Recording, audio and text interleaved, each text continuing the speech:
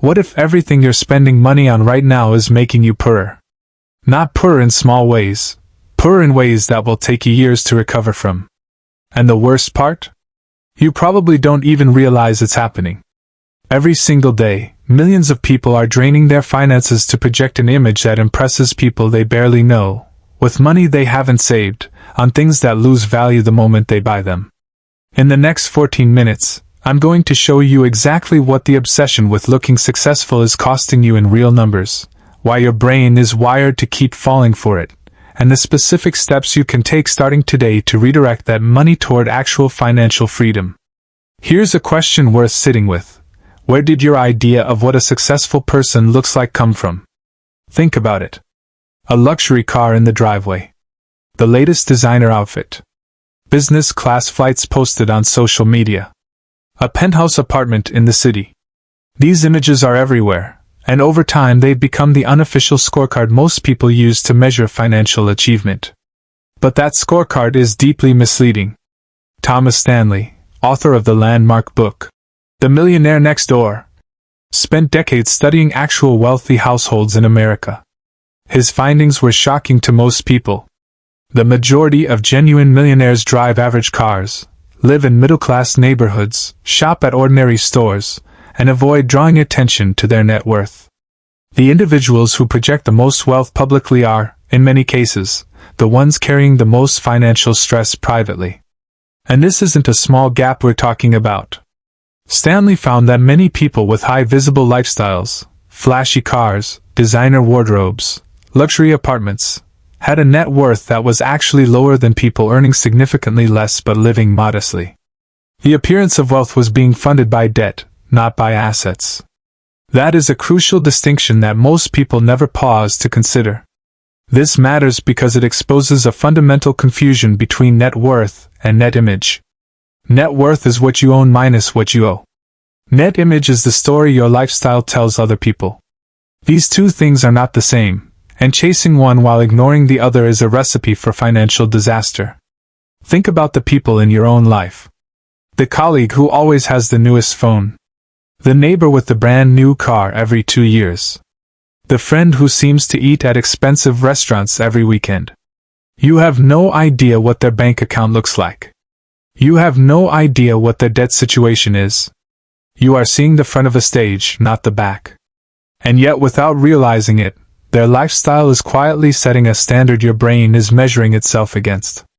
Economists have a term for this behavior: conspicuous consumption. It describes spending driven not by what something does for you, but by what it signals to others.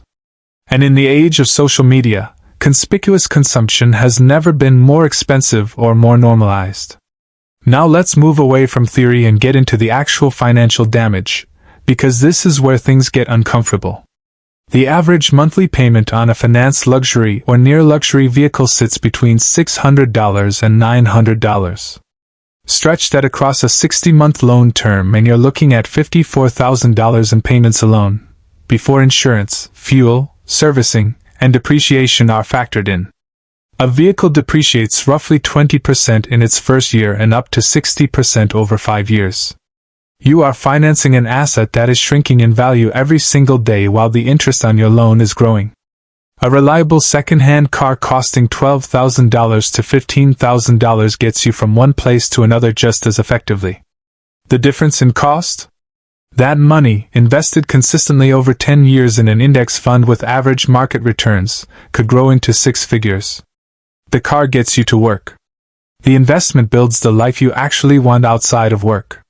Both options get you to the same destination, but only one of them builds wealth while doing it. Research from the fashion industry shows that the average consumer wears only about 20% of their wardrobe regularly. The remaining 80% sits untouched, bought in moments of impulse, social pressure, or the desire to dress the part for a version of life that hasn't arrived yet. Fast fashion and premium brand purchases combined cost the average person far more annually than they ever sit down to calculate. And here is something worth considering. Truly stylish, confident people, the ones who actually turn heads in a room, are rarely wearing the most expensive item available. They have developed a personal style that is consistent and intentional. That consistency comes from clarity about who they are, not from the price tag on what they're wearing. Style is not the same as spending, and confusing the two is an expensive mistake. Each time income increases, a raise, a new job, a bonus, expenses tend to rise in lockstep. A bigger flat, more dining out, premium subscriptions, upgraded gadgets. The paycheck grows but the savings rate stays flat or even shrinks. This is lifestyle inflation, and it ensures that regardless of how much a person earns, financial security always feels just out of reach. The insidious thing about lifestyle inflation is how invisible it is while it's happening. Each individual upgrade feels reasonable, even justified. You got a raise, so of course you deserve a better apartment. You landed a promotion, so of course you should upgrade your car. Each decision in isolation seems logical. But in aggregate, they form a pattern that silently ensures you stay financially stuck no matter what you earn. There is now documented evidence of what researchers call the Instagram effect on consumer spending. People are making purchases, outfits, experiences, restaurants, travel, not primarily to enjoy them, but to document them. You are spending real money to perform prosperity for an audience that is simultaneously performing their own. Consider that for a moment. Two people at separate tables in the same expensive restaurant, both photographing their meals for social media, either fully present in the experience they just paid for. Both performing for an audience that is largely doing the same thing. The meal was purchased not for the taste, but for the content. That is a profound shift in human behavior. And it is one that the marketing industry has been deliberately engineering for years.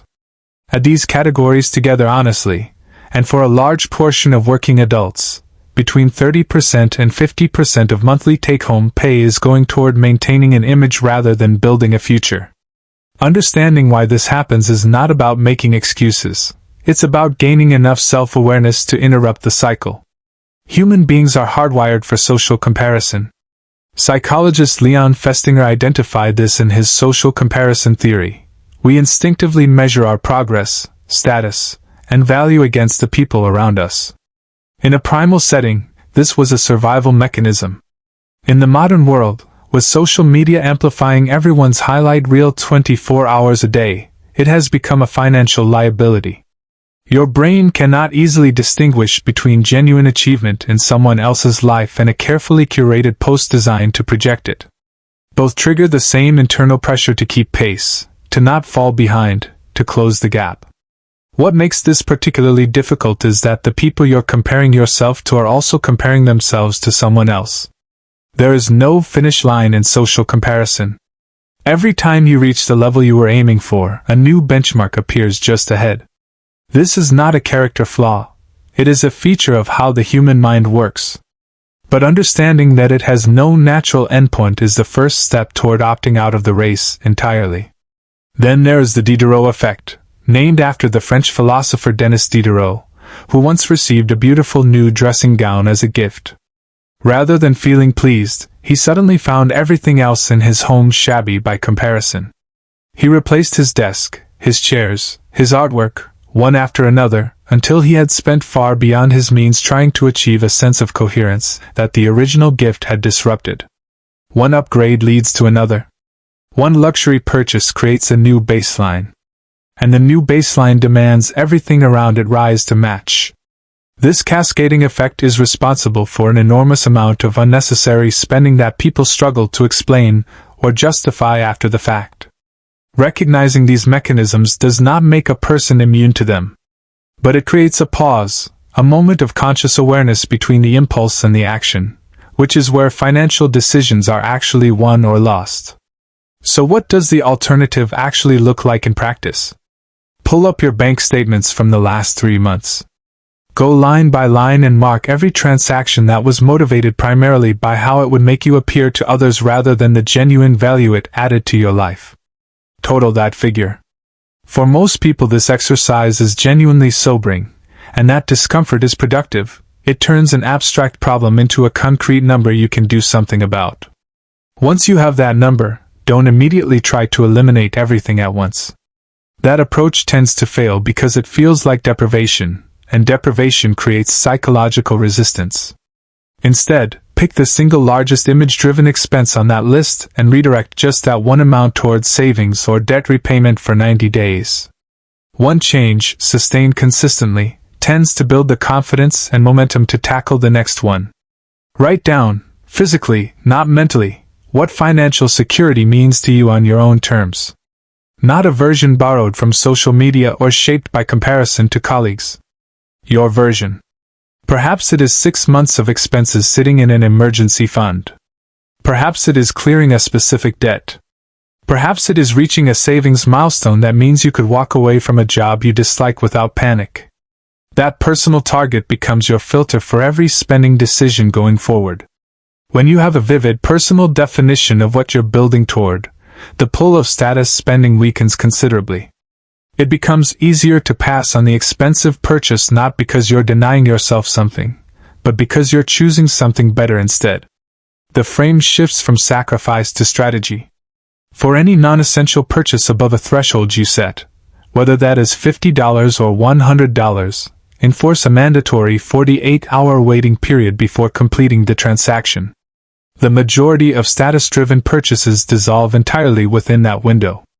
The desire was never about the item itself, it was about the feeling in the moment. 2 days is usually enough for clarity to return. If after 48 hours the desire is still strong and the purchase genuinely aligns with your values and your budget, then buy it without guilt. The rule is not about never spending, it is about ensuring that when you do spend, it is a conscious decision rather than an emotional reaction. The moment your income arrives, transfer a predetermined percentage directly to savings before anything else is touched. Even 10% to begin with changes the dynamic entirely. Financial discipline exercised through automation is far more reliable than discipline exercised through daily willpower. Remove the decision and the outcome becomes consistent.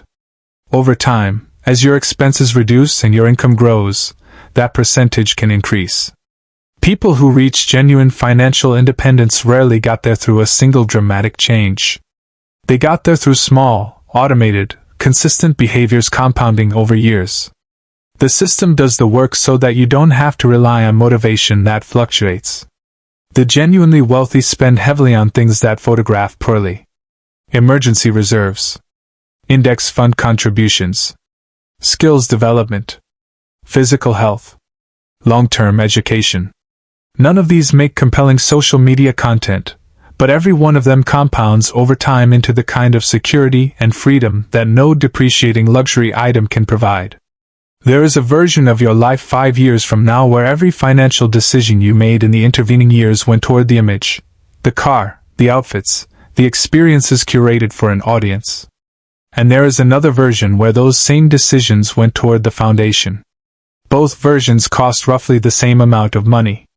The difference is entirely in where that money was directed. One version looks impressive for a season. The other builds something that lasts. So back to the question this video started with, what if everything you're spending money on right now is quietly working against you? The gap between looking financially successful and being financially free is wider than most people want to admit. And the bridge between where you are and where you want to be is not a bigger salary or a lucky break. It is the decision to stop funding an image and start building a foundation. Drop a comment below with one spending habit you're committing to cut this month. Let's hold each other to it. If this perspective is something you want more of, subscribe to Investor Milton. Every week we break down the money conversations most people avoid having, with honesty and no filler. See you in the next one.